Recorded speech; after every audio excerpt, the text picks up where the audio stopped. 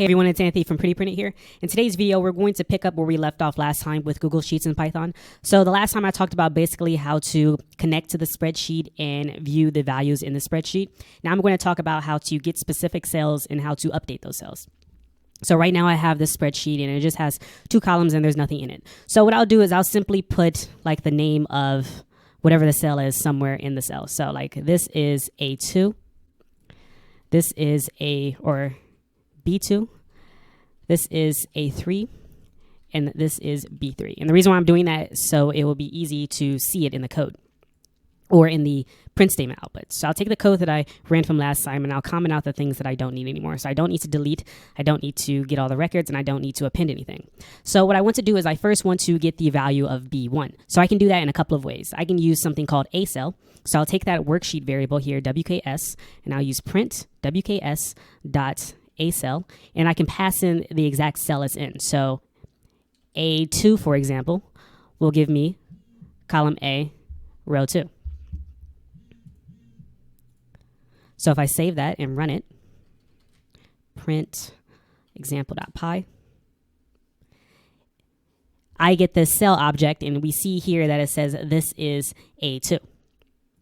If I want to do it in a different way, then what I can do is I can use the worksheet again, and instead of using a cell, I'll just use cell, and I'll pass in the row and the column value. So in this case, the row is row 2, and the column is column 1. So row 2, column 1. So I'll do that. I'll comment out the first one, and I'll run that again. And it shows me the exact same thing. So I was able to get the same cell in the same cell using a different technique. I can use either a cell or cell. And if I want to get the value, then I simply use value on the cell object like that. And it gives me the direct value. And I can also see the rows and the columns. So if I do call instead of value, then it's going to return to me exactly what I pass in for the column. So the second value 1, so I get 1 here. If I type in row, then the row is going to be 2. So that should make sense. So it starts off as a cell object, and inside of that cell object are 3 things. You have a row, you have a column, and you have the value. So now let's say you want to update the value of a particular row. Well, it's actually pretty simple. You just modify that value on the cell. So I'll print this, and I'm going to use something called update cell and update a cell. So as you can imagine, this is going to use either the letter and number way of finding the cell, or I can use the row and the column. So if I want to update, let's say B2, I can take the worksheet and update underscore a cell B2. And then I'll pass in a value. So that value that I want to pass in is new value for B2. So I'll save that.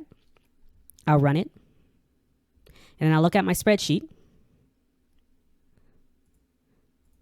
And this value for B2 is now this value for B2. So instead of saying this is B2, it says this value for B2. If I change this to something else, a completely different value for B2, and I run it, then we'll see it gets updated here for me. So as you can imagine, it's the same thing for update cell, but instead of passing in B2, I can pass in the row and the column. So in this case, let's say the row, I want row 3, and the column, I want the second column. So the third row, second column, and then a new value. So new value for B3. Save that and run it again.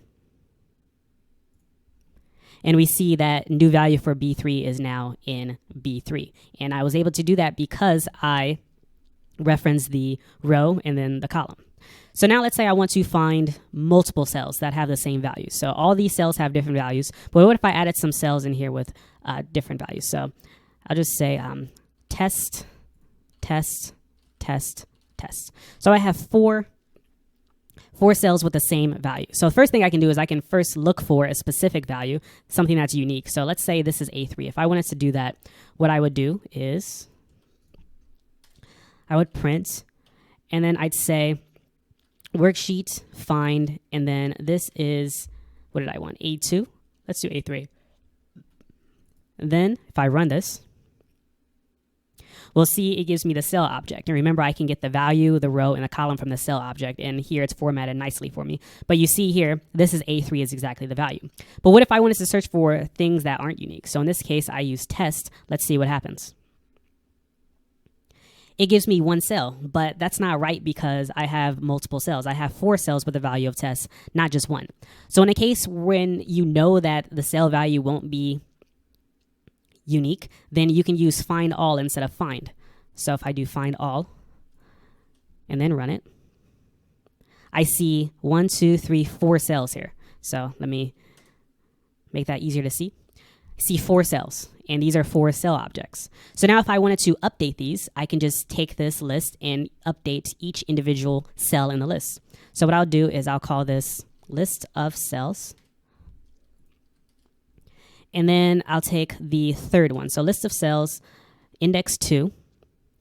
And what I'm going to do is I'm going to simply modify one of the values of that. So let's say value equals new value.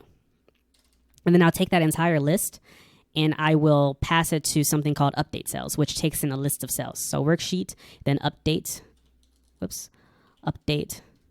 cells, list of cells.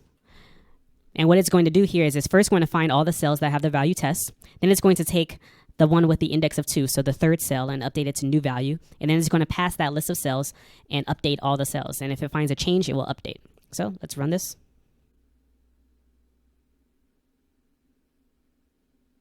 And then take a look. And we see here, this is no longer test, it is new value.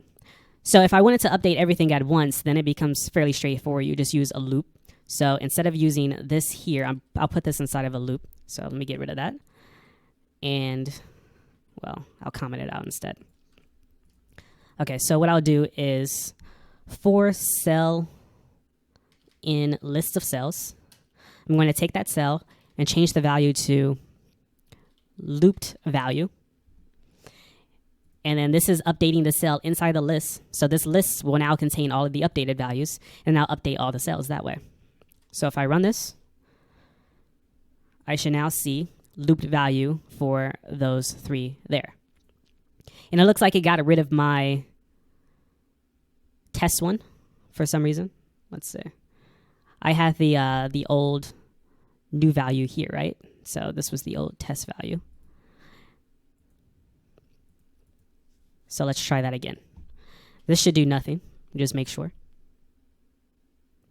If I go back here, I see loop value. And if I change this to something else, looped something else, I get an error because it doesn't find anything. So that's exactly what I want.